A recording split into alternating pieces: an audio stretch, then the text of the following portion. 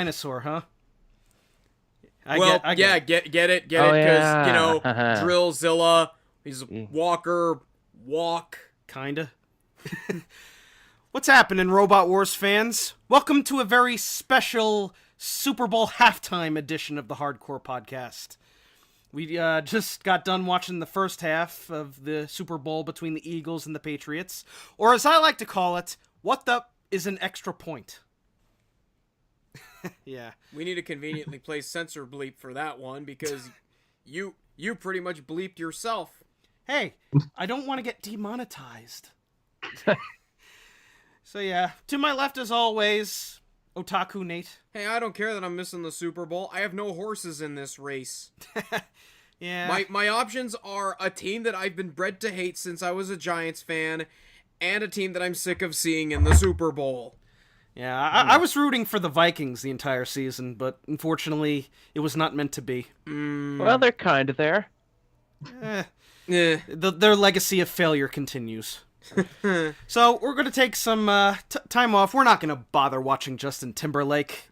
I like Timberlake, but I after what happened at the last Super Bowl he was in, I expect the worst.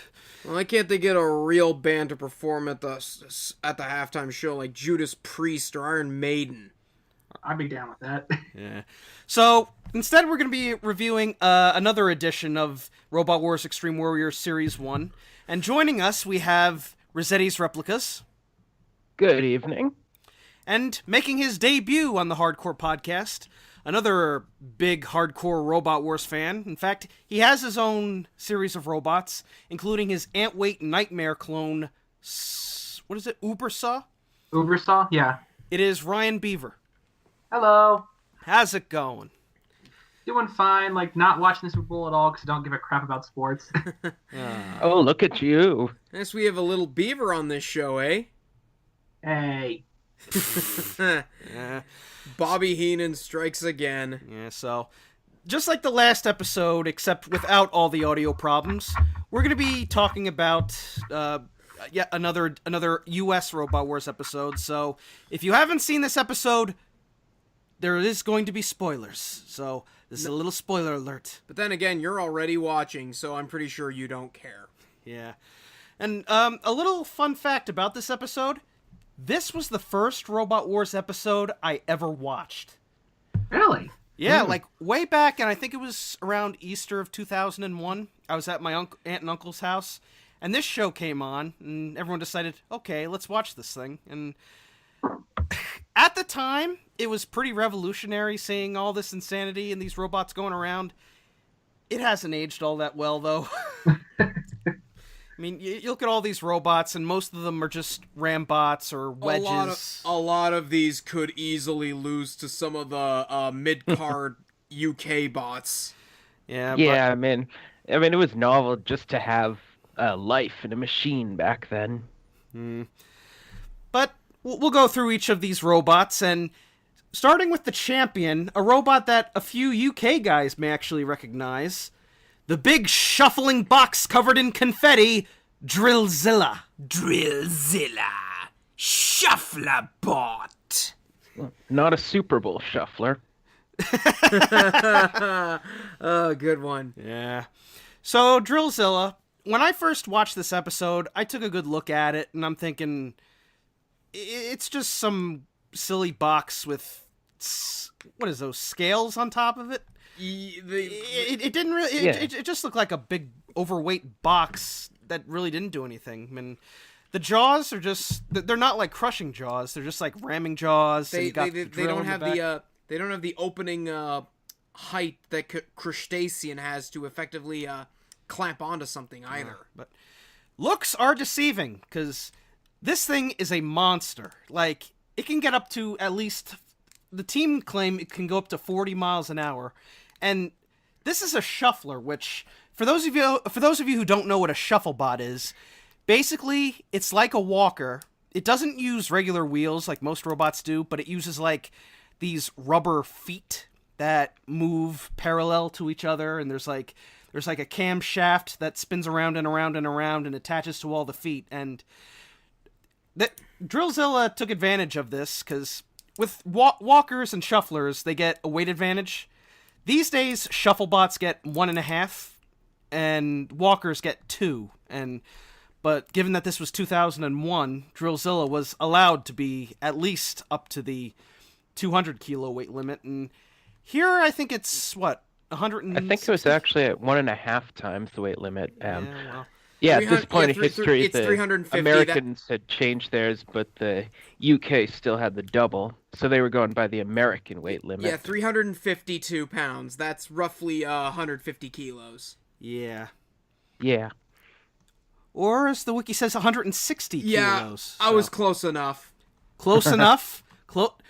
We never speak that name in this show. Okay. Okay. Can I just make my joke now because I couldn't say it? Are we gonna see Close Enough again? Kinda, sorta. Okay. Well, in that case, if we don't see it again, you see him for maybe 10 seconds, and then never again. Close enough. Box. Yeah. So what do you guys think of Drillzilla? Oh no! There goes Tokyo, go Drillzilla! Yeah. I really like Drillzilla because I'm a huge fan of shufflers, and no, it's not just because I'm a huge giant monster nut. But yeah, this thing is literally a monster. So I definitely see where people would have problems with it because, it's double the weight limit. But again, the time period. So I love Drillzilla. It's one of my favorite of the U.S. robots at the time. How about you, Ian? It was a very interesting design. I'm amazed by how fast they made it go, like, despite not using, like, actual wheels. Because, shufflers are, on paper, they get the weight advantage because they're sacrificing maneuverability. So that just blows me away how fast they can go. Of course, I'd love to have seen an active weapon. Well, I do know there are actually a select few number of shuffle bots that do have some really good weapons. BattleBots champion Son of Woyachi was a shuffler. And also, in the recent Motorama, there was a shuffle bot called Pitter Patter. Yeah. And it was was basically a saw blade with an arm that just goes down on everybody. It's awesome. So, Yeah, or no, you can go ahead, Ryan.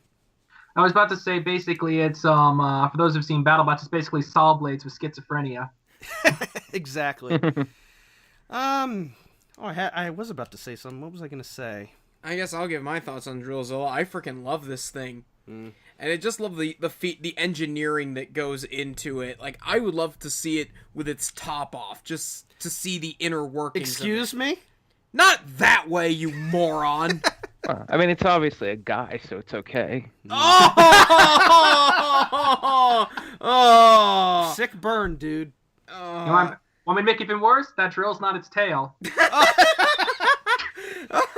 What is this, shunt posting? It is. I don't know if I want my name on this. I'll say your name is Dave or something. Yeah, I love Drillzilla. I love the engineering behind it. Its weapons, not the best, but I actually did do damage. Oh yeah, that's right. Very minor damage though. Like its primary weapon is its pushing power. Yeah, I'm not 100% sure why they even bothered with the drill. Yeah. Probably to give it like some personality or something. Yeah, probably.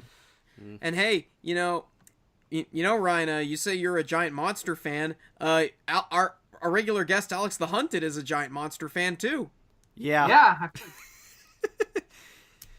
So who knows? Maybe I would say we could do the tag team terror, and then I realized that episode's only 4 matches long. I could probably do it myself. I don't know, but yeah, that basically covers Drillzilla. Overall, a solid performance, just completely throughout, and not many machines were able to stand up to it. Which leads us to the runner-up of this episode, and I'm going to say this. I like the team.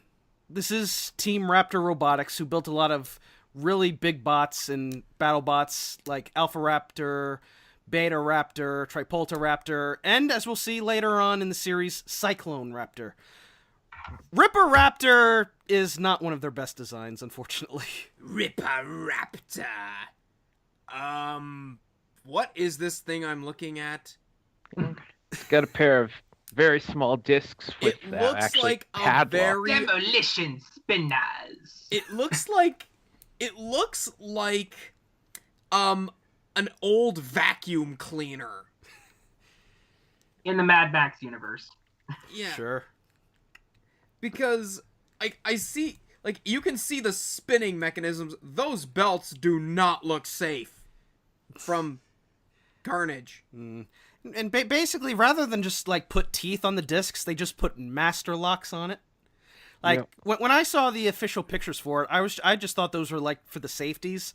No, those tiny things are for the actual weapons. And I'm like, why?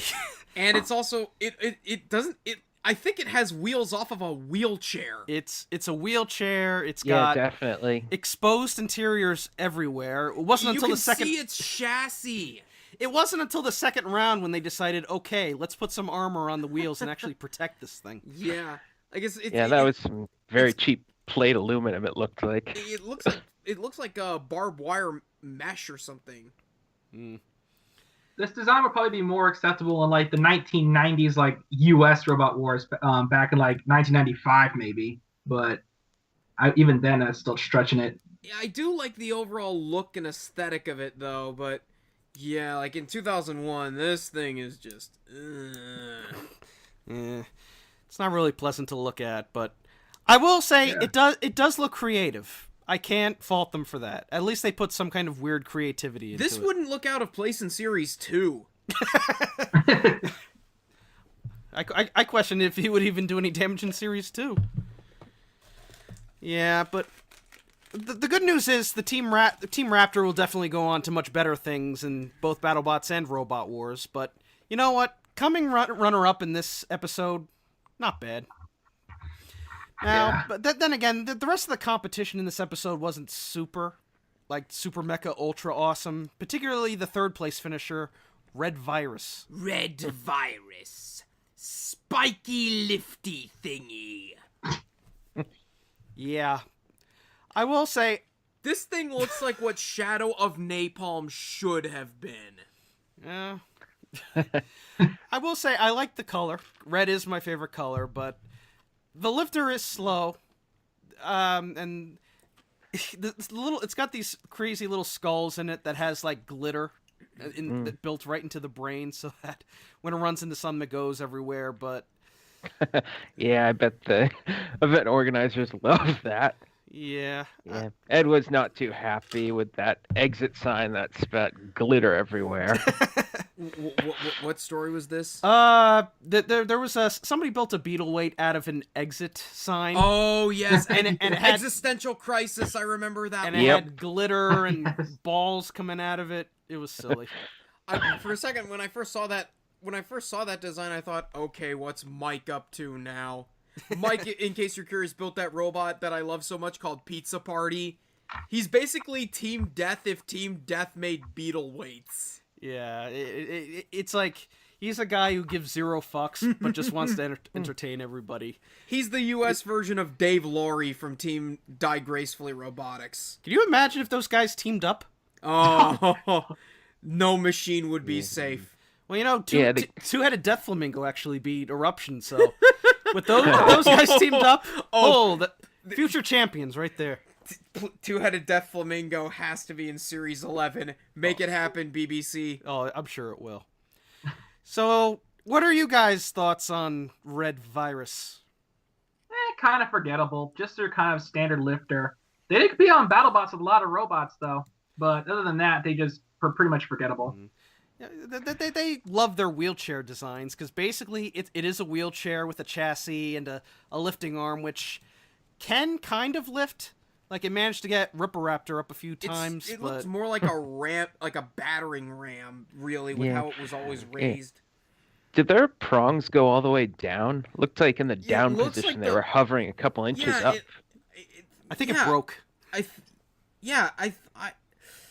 Because we're not exactly at like Juggernaut 2 levels of good god what your flipper's not even touching the ground, but I think it just didn't touch the ground because it just straight up wasn't working. As it's not a badly designed robot at all.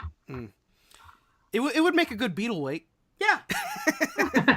I'd like to see that on a tabletop ring. Hey, I'm thinking of taking some electronics engineering courses, so maybe, just maybe, we might be seeing a new robot in the Otaku household.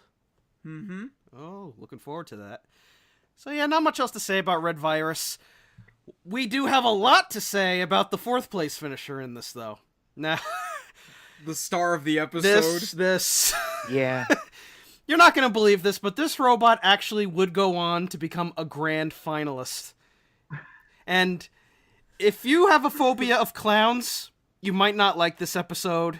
It is, of course, the Conquering Clown. Conquering Clown. Basically, the only other robot that people remember from this episode is outside of Drillzilla. Yeah. Can I do that again? Or say it, please. Conquering Clown. It's a clown. It's a wedge. Well, it says the weapons are hammers, but I think those like arms were just for show or to help itself what right. even- I don't know. They looked like they could work, or they looked like they were designed to work, but they just didn't. How the heck are those things supposed to work? They look like something that came off of what Rob Knight built in the BattleBots reboot. Just a bunch of wires and just sticking pieces of hammers on the end. What is that supposed to do? The only thing I did notice that actually seemed to function was that the body seemed to move back and forth, but that was about it. Well, the head I think was like on some kind of spring or something where it bobbled back and forth. Oh, No, yeah. no. I mean, the actual like physical body could like tilt back and forth. I think it was on like an actuator or something. Oh, yeah, he's okay. right. Yeah. As for the Yeah, that hammers, must have been for self-writing. I love the hell. Yeah. I love the hell out of Conquering Clown. I've never been afraid of clowns. I don't get the fear of clowns. Well, I don't know. When I saw its face burn up, it was pretty terrifying. We'll get to that moment. It looked like it Yeah. was straight out of It. One of Stefan Frank's best moments in this series. Oh my god, I love it. He had another great line that night, but I forgot it. I will say this though, you can't really underestimate the Conquering Clown Oh, because Conquering Clown did well. If it didn't break down, I think it would have bested. It could have made the final. I'm not saying it could have beaten Drillzilla, but you know. yeah. it's a joke bot, but you can't always. He who laughs last. I don't even know the rest. It's He not who laughs loudest. last laughs It's a best. joke robot with some effort put into it. Yeah, it's like it's this series is nuts too. Yeah. Yeah. So, any last words to say about the clown? Sweet Tooth ain't got nothing on this guy. Oh, Sweet Tooth. Doink the clown. It's funny, especially since Mick Foley in his post interview, he has stated that he hates clowns. So, I don't know if at some point he had a feud with Doink, but Well, I don't know if Mick was ever. I don't think Mick was ever in the same arena as Doink. yeah. Not the Matt Bourne or whoever else played Doink. Doink the Clown is to the independent wrestling circuit what fidget spinners were to 2017. Doink is everywhere. Yeah. Like you're in every indie wrestling fad, you're always gonna have somebody playing Doink the Clown. Hey, maybe we'll be seeing Ian as Doink the Clown soon. Oh god. Uh-huh. I've seen you in real life, Ian. You'd be perfect. Thanks. I don't know who Doink the Clown is. Oh, we'll send you a promo Google afterwards. Yeah. So yeah, Sound that covers the clown. Try. Uh-oh. Wikipedia's stupid ads. Hang on, I'll mute this. No, don't mute the tab. Oh, he muted the tab. Okay. So that covers the clown. Moving on to Unibite. Unibite. Yeah. Spinner. Yeah. I The was- best one here. Yeah, it's just a shame. I mean, Jerome Miles, for those of you who don't know, this is the guy who built Red Devil in the BattleBots reboot. Hyperactive, which both the heavyweight and the featherweight version. Didn't he also build Gnome 2? Yes, he did. We don't talk about Gnome 2. We're not gonna let you live that down, Jerome. Yeah, and he also built. He's actually working on a new design, and from what I understand, it's going to be even more complex than Red Devil. And I'm like, holy shit, dude! How Don't the go hell is into that even Mortis possible? territory now. You hear? Yeah. Well, Unibite. I will say this. I actually really liked the look of Unibite. In fact, when I was starting to get It looks into, like something that the Tetanus team would build. Yeah. It looks like a real old school, like the whole big rusty saw blade. It really looks like something straight out of the early days of Robot Wars, where you just put big saws on rather than your big lawnmower blades or And carbide spinners. And it could do damage. Yeah, the biggest problem, unfortunately, was reliability. Yeah, it seemed way too fragile. Yeah, and Yeah. basically, I believe what knocked it out was the power link. Oh So, God. Yeah. Yeah, its switch went off. his $5 kill switch. Well, next time you gotta buy a $10 one. I keep telling him just put duct tape on it. But they never listen. I knew what they were up to, and they didn't listen. I told you I'd shoot, but you didn't believe me. Why didn't you believe me? Yeah, it's a shame we didn't get to see a whole lot of Unibite, but in the time that we saw it, it was really cool. Yeah. I like it because, again, I like the kind of scrapyard feel of it, but also I'm just a huge sucker for saw blades, so... Well, your Antweight has a saw blade. Yeah, I know. Like I said, I'm a huge sucker for saw blades. Hope that doesn't rip out your tongue. Hey. Yeah, but yeah, that covers Unibite. And finally, we finish up with what is quite possibly the most forgettable robot ever, Skullmania. Skullmania. Lifter. There was a robot called Skullmania? I totally forgot. Yeah. This is, if we do awards for this series, Skullmania is a strong contender for most forgettable robot. Like, the only thing I really remembered about it was that it had the skull on the front, but I couldn't remember what its weapon was. And apparently it has it's meant to have a thwacky, spiky tail at the back. Yeah, I can see it. But we never saw it in action because it fell off like 10 seconds into the match. So, And that lifter, that was not going to get under anything. It looks like a very low rent Hellbent. Yeah. I mean, In terms of its shape and its overall aesthetics. and I especially love its strengths. Lifter acts as a wedge.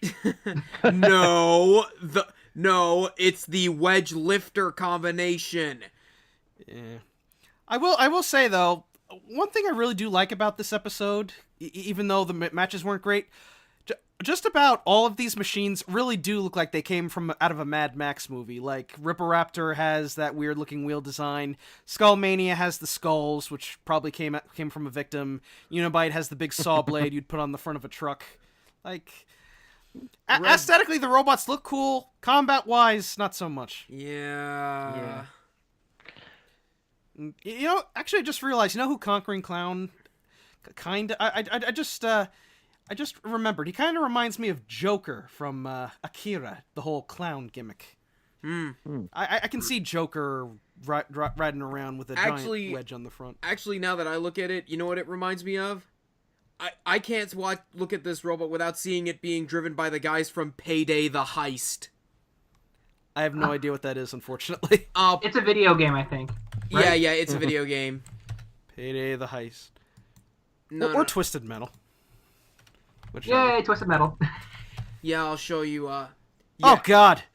Hey, look, one of them's got a Marty Skrull mask. Marty Skrull. Skrull. Yeah, the Plague Doctor mask.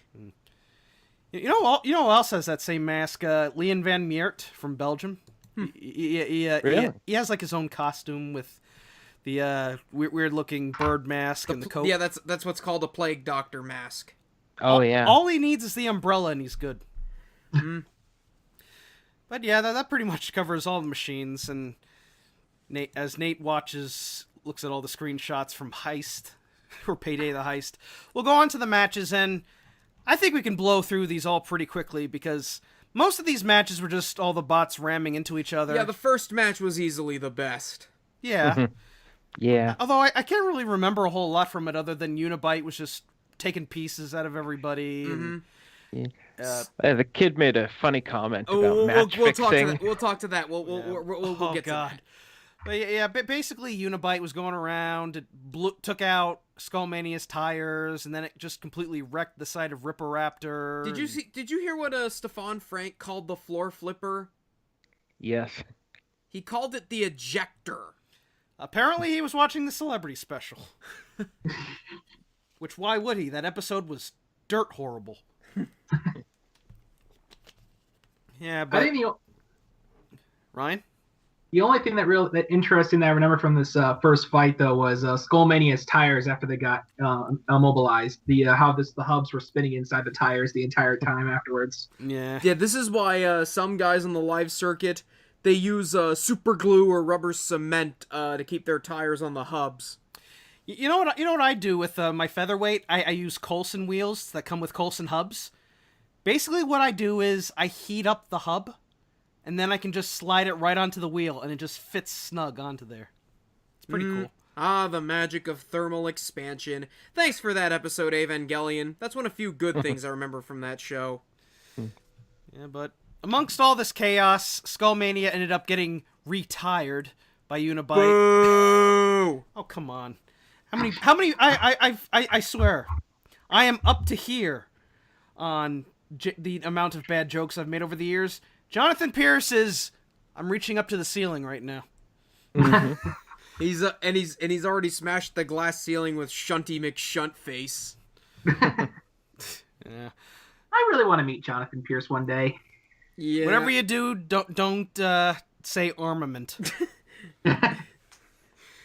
Yeah. That covers the first match. Skullmania got its wheels ripped up and then flipped by the floor flipper. And one of the big things I noticed about this episode is that the hazards get a lot of use here. Oh, yeah. I think Big time. we got the floor flipper 1, 2, 3 times? 3 times, I think.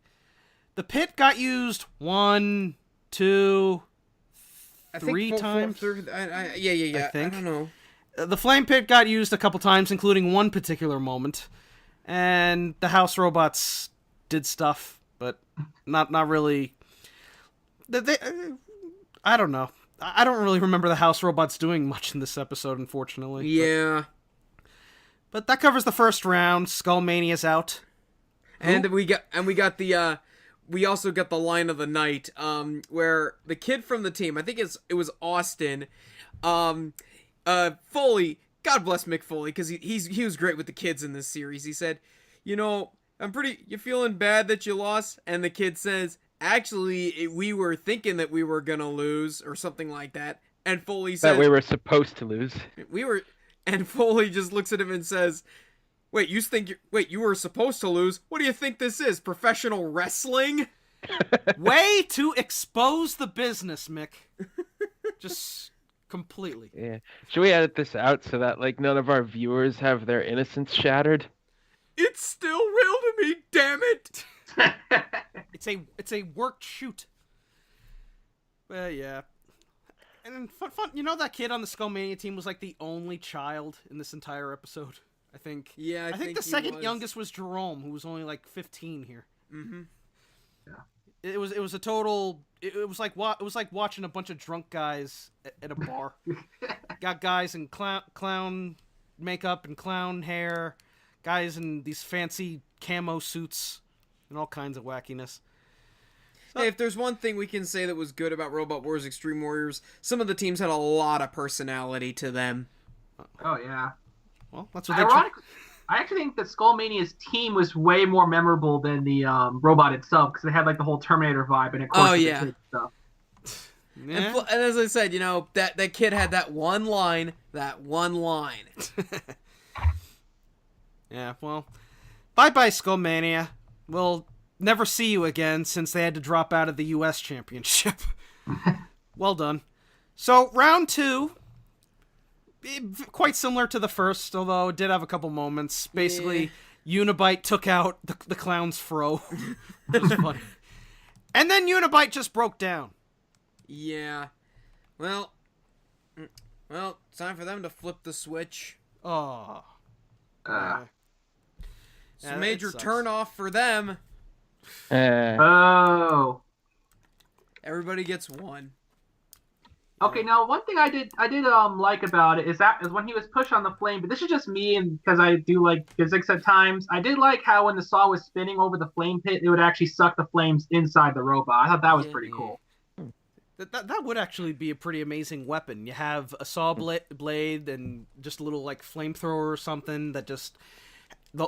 If you've ever seen those fireworks, those that has the wheels on it, and it's spinning around and around real fast, and it's like a big wheel of fire. That sounds really cool. I've actually been prototyping with an idea for BattleBots about a vertical disc spinner that actually has a flamethrower built into it. Didn't Nightmare have that in the reboot? We thought no. We thought it did, judging by the preview. Turns out that was just one of the Warrior Clan mini-bots.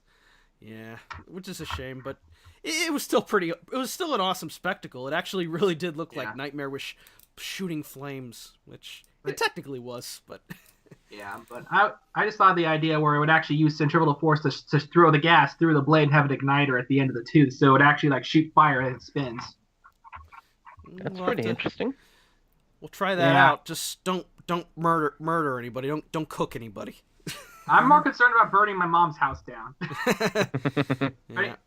Forget killing anyone. If I burn her house down, she's gonna be pissed. Yeah. So Unibite goes out in the second round, and unfortunately, because the round 3, it was basically Battle of the Rambots.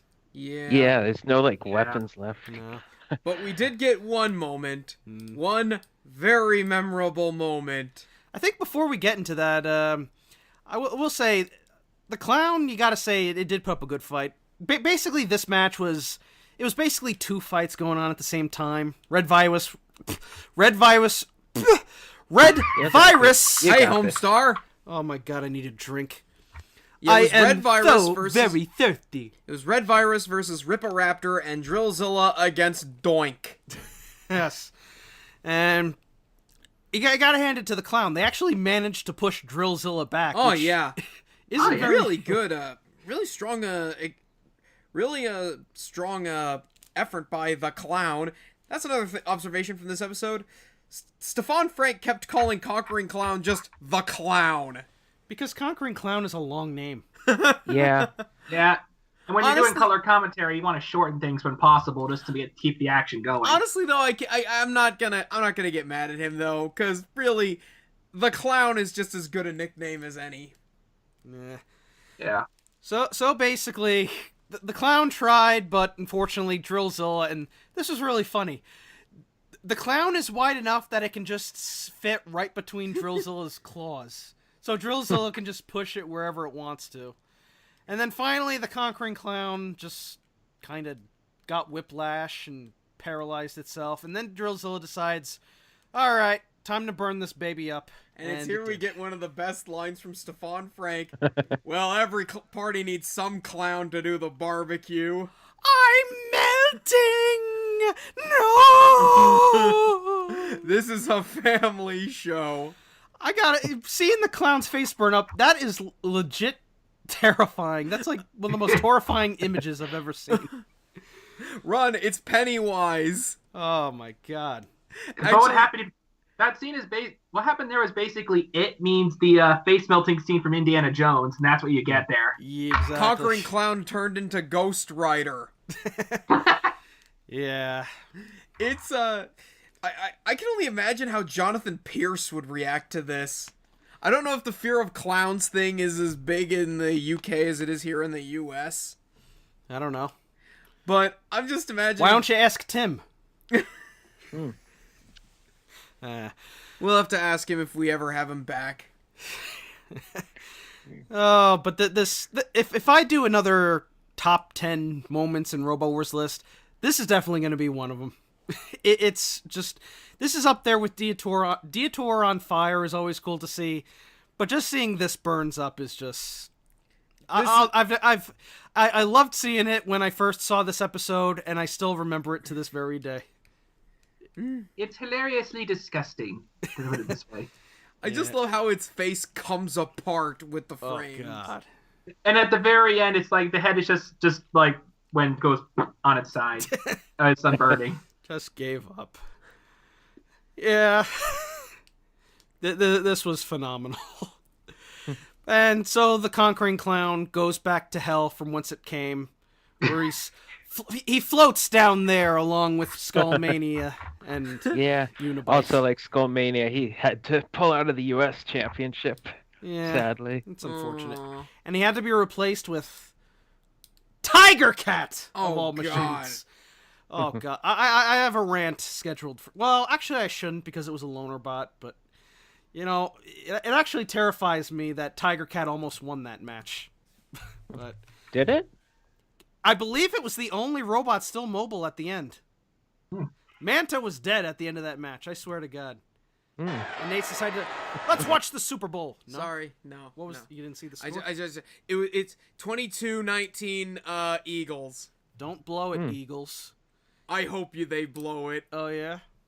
Just so that you're just because I think we're gonna edit this out, obviously. Just so that urinating tree will have a funnier congrats video in the works. It'll have a legacy of failure set up for the Eagles. I think my favorite joke about the Super Bowl so far is basically this game will determine whether Philadelphia burns down the city happy or sad. Yep. Yeah. City of brotherly love. Turn into a war zone. So, round 4, it's down to Drillzilla versus Ripperaptor versus Red Virus, and it was we got to see the angle grinders do something, I guess. Yeah, it reminds me of like one of the rumbles that I was in with one of my own robots. And for those who don't know, I always run wedges. So there was all wedges in one spinner, and he started to get into trouble, and the announcer was not having that. He was saying, "Please do not destroy the only weaponed robot in the fight." He's part of the anti-wedge coalition. Yep. No and whining losers. And this fight would be why. Yeah. And yeah, but basically, Red Virus tried, but when you're fighting a robot that is 3 times the size of yours, you're not gonna hold up that much. And twice as heavy. Yeah. Yep. Or 1.5, I think. Red Virus is 174. 200 pounds, I believe. It's twice as heavy. It's twice I have the as weight heavy. open in front of me. Red Virus is 200. Drillzilla is 352, so 1.5 times. So yeah. This poor wheelchair just got mangled. Mm-hmm. Yeah, it was funny how Ripperaptor said before the match that they were going to do all the dismantling of Red Virus. Instead, they just hang back while Drillzilla takes care of it. Yeah. What a coward. Mm-hmm. Yeah. This is also probably the most boring use of the floor flipper I've ever seen in my life. It literally just goes in the air and then just goes plop. I actually did get a little chuckle out of that. Like, because usually whenever a robot gets launched off the floor flipper, they'll usually bounce off the floor or do a little roll. It's like, it felt like a lawn dart. It just chucked in the air and went... Yeah. I think it just had, and I like the little sound effect they threw in, which, by the way, you know what I didn't like about this episode? They constantly reuse the crowd cheering sound effect. I swear I heard it like 10 times in this episode. I want to watch an episode of Robot Wars, not play Extreme Destruction. Exactly. Fun fact, I actually own Arenas of Destruction. I do too. I found it at a Best Buy for a penny. What? A penny! Wow. I don't Didn't think even I've know they ever did seen that. anything sold for that low in my life. Yeah, and it just so happens that I had a lucky penny in my pocket that I picked up off the ground, and they honored the price. Awesome. Yeah. I think the game's worth a little more than that. Like, it's a really faulty game, but I still get enjoyment out of it. Yeah, Like, I consider it the best of the console PC games, to be honest, compared to Extreme Destruction. Extreme Destruction is like trying to control a robot on an ice rink with all the house robots. That carrier level gives me PTSD. Holy shit. Don't ever play Pussycat in that game. Don't play Pussycat in any of these games. Yeah. You'll get nightmares. Unless it's Robot Arena 2. I don't know. I don't know. Have you made a Pussycat yet, Ian? No, not yet. Although there's a couple packs that have. It's okay. I mean, there's like not a lot of credit given for driving finesse, so anything with a bigger weapon is probably going to beat it. So Red Virus goes out, and we'll move on to the final. And before the match, the team captain of Drillzilla says, 1 minute or less, we're going to take out Ripperaptor. And he didn't take Ripperaptor out in a minute. He took him out in 5 seconds. Yeah, not much to this fight. Drillzilla just shoves Ripperaptor into the wall, and that was it for them. The side plates certainly helped. Yeah. Yeah, I mean, it's amazing how much they crumpled.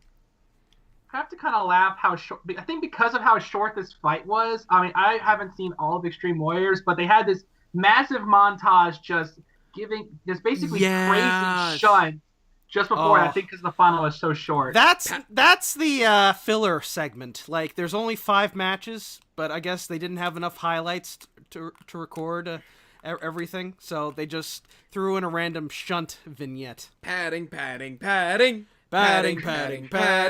that's what happens when you basically have Drillzilla enter. He basically just kills everyone. You don't have enough time left for the whole episode. Mm-hmm. Yeah. So that pretty much covers the final, and yeah, it was a disappointing end, but overall, in Drillzilla, they actually got a belt for this series, like a WWE Championship belt or the Challenge belt. Yeah. I don't know if they got to keep it. I have heard they were just given like trophies as props. Yeah, I think it was a prop. Yeah, I don't think they were allowed to keep it. That is horseshit.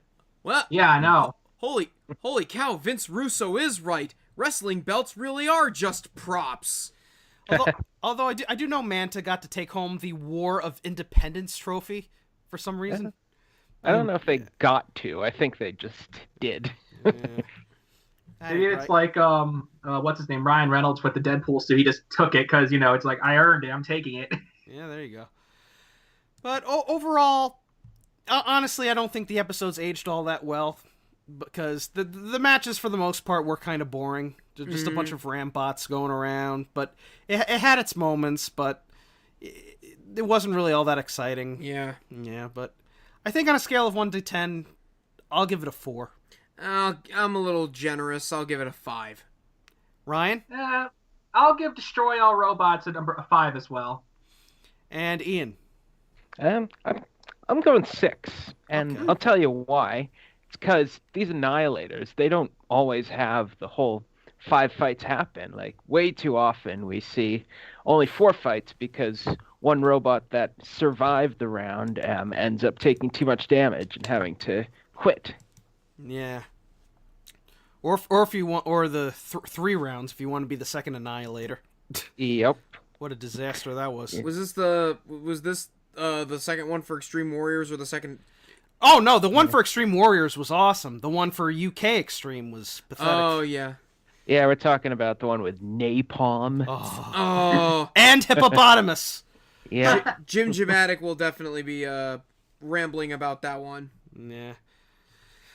But this was very much a one robot Annihilator. Like, you could tell who was gonna win it. Yeah, well, I don't know. Like, if you haven't seen the episode before, you couldn't have been able to tell who was gonna win, since Drillzilla was mostly just a box. But as soon as the final came around, you realize, this thing has just got it's heavy, it's powerful.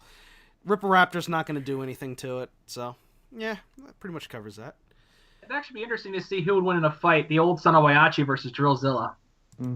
Probably Son of Waiachi. I think Drillzilla could take it, given its pushing power.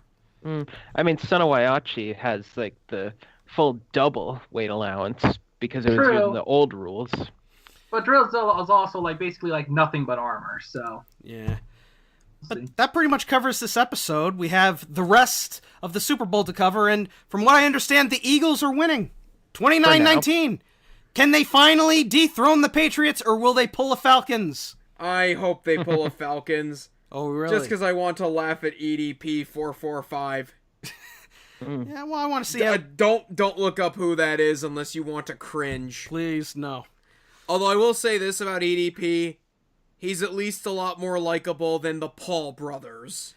Well, he doesn't record any dead bodies or anything, or making a, or I don't know. Has he made any videos of him flying around the streets being a nuisance?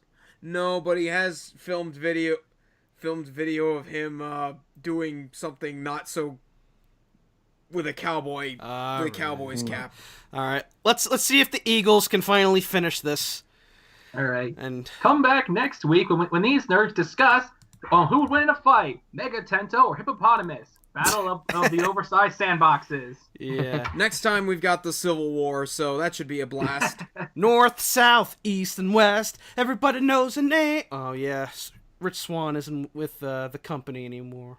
Did they release him, or is he just? Or actually, I think he's just suspended. So. Yeah, he's suspended. Yeah, but yeah, that pretty much covers the Annihilator.